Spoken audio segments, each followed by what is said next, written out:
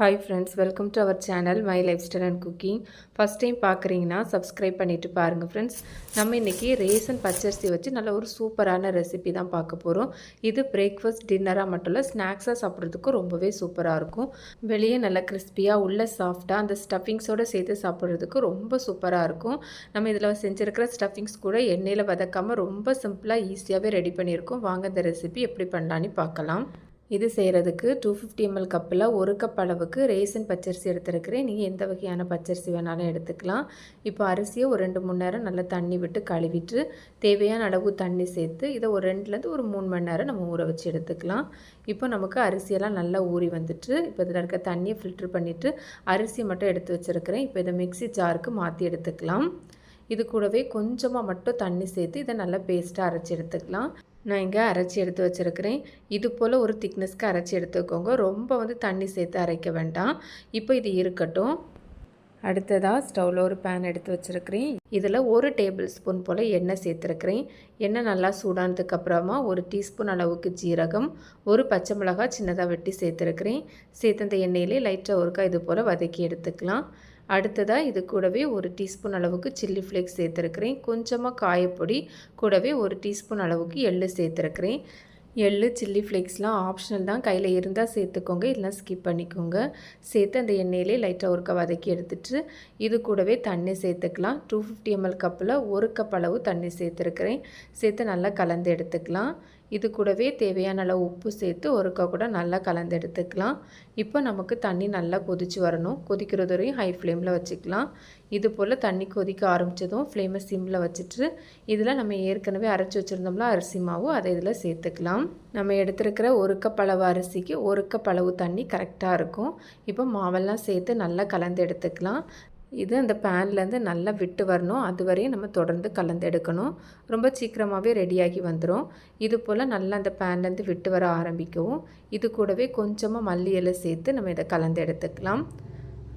மல்லி இலை இந்த மாவோடு நல்லா சேர்ந்து வர மாதிரி இது போல் நல்லா கலந்து எடுத்ததும் நம்ம இப்போ ஸ்டவ் ஆஃப் பண்ணிடலாம். ஸ்டவ் ஆஃப் பண்ணி மூடி வச்சிடலாம். இது லைட்டாக நமக்கு சூடு ஆறி வரட்டும்.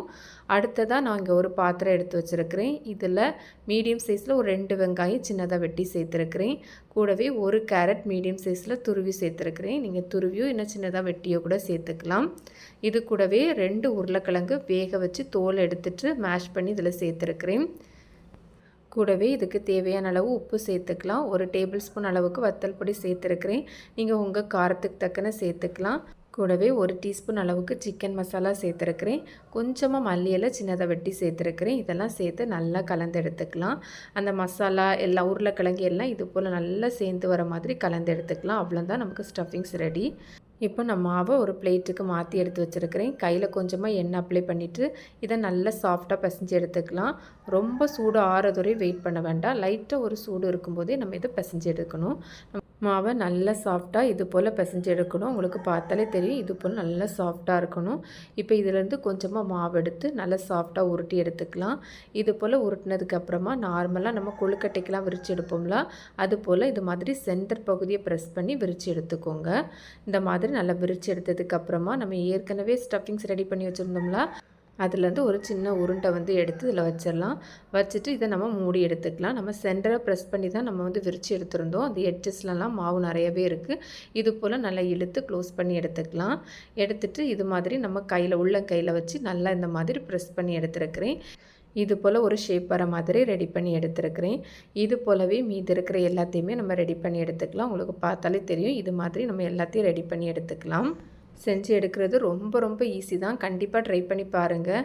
இங்கே நான் எல்லாத்தையுமே ரெடி பண்ணி எடுத்து வச்சுருக்கிறேன். இப்போ நம்ம இதை ஃப்ரை பண்ணி எடுத்துக்கலாம். இதை ஃப்ரை பண்ணுறதுக்காக வேண்டி ஒரு கடாயில் சூடாக எண்ணெய் எடுத்து வச்சுருக்கிறேன். எண்ணெய் ரொம்ப அதிகமாகலாம் சேர்க்கணுன்னு வேண்டாம். இப்போ இதில் நம்ம எடுத்துருக்கிற அந்த பேனோட சைஸுக்கு தக்கன நம்ம சேர்த்துக்கலாம். சேர்த்துட்டு ஓரளவு மீடியம் ஃப்ளேமில் வச்சு நம்ம இதை ஃப்ரை பண்ணி எடுத்துக்கலாம். ஒரு ஸ்பூன் வச்சு மேலே கொஞ்சம் எண்ணெய் இது போல் தெளித்து விட்டுக்கோங்க. நல்லா எல்லா பக்கமும் திருப்பி மாற்றி போட்டு நம்ம இதை வேக வச்சு எடுக்கணும். இது நம்ம ஃப்ரை பண்ணும்போது பிஞ்சு உடஞ்செல்லாம் போகாது, ரொம்ப பர்ஃபெக்டாகவே வரும். இது போல் ரேசன் அரிசியில் பண்ண நிறைய பிரேக்ஃபாஸ்ட் டின்னர் ரெசிபி ஸ்நாக்ஸ் ரெசிபிலாம் நம்ம சேனலில் இருக்குது. லிங்க் எண்டு ஸ்க்ரீன் ஐகார்டில் கொடுத்துருக்குறேன். சேனலையும் விசிட் பண்ணி பாருங்கள். கண்டிப்பாக உங்களுக்கு யூஸ்ஃபுல்லாக இருக்கும். இது போல் நல்லா ஃப்ரை ஆகி வந்ததும் நம்ம இது எல்லாத்தையும் எடுத்துடலாம். இது போலவே மீதி இருக்கிற எல்லாத்தையுமே நம்ம ஃப்ரை பண்ணி எடுத்துக்கலாம். நாங்கள் எல்லாத்தையுமே ஃப்ரை பண்ணி பண்ணி எடுத்து வச்சுருக்கிறேன். உங்களுக்கு பார்த்தாலே தெரியும் நல்ல கிறிஸ்பியாக இருக்குது. ஒன்று எடுத்து காமிக்கிறேன். உங்களுக்கு அந்த சவுண்டு கேட்டாலே தெரியும். வெளியே நல்ல கிறிஸ்பியாக, உள்ளே நல்ல சாஃப்டாக, அந்த ஸ்டஃபிங்ஸோடு சேர்த்து சாப்பிட்றதுக்கு ரொம்ப சூப்பராக இருக்கும் ஃப்ரெண்ட்ஸ். கண்டிப்பாக ட்ரை பண்ணி பாருங்கள். நம்ம வீட்டில் எப்பவும் இருக்கிற அரிசி தான். எப்பவும் இட்லி, தோசை, ஆப்பம்னு செய்யாமல் இது போல் ஒரு முறை ட்ரை பண்ணி பாருங்கள். ரொம்ப நல்லாயிருக்கும். ட்ரை பண்ணி பார்த்துட்டு உங்களுக்கு எப்படி வந்ததுன்னு மறக்காமல் கமெண்ட்ஸ் பண்ணுங்கள். ரெசிபி வீடியோ கண்டிப்பாக உங்களுக்கு பிடிக்கும். பிடிச்சிருந்தால் லைக் பண்ணி, ஷேர் பண்ணி, சப்ஸ்கிரைப் பண்ணுங்கள் ஃப்ரெண்ட்ஸ். தேங்க்ஸ் ஃபார் வாட்சிங். பாய்.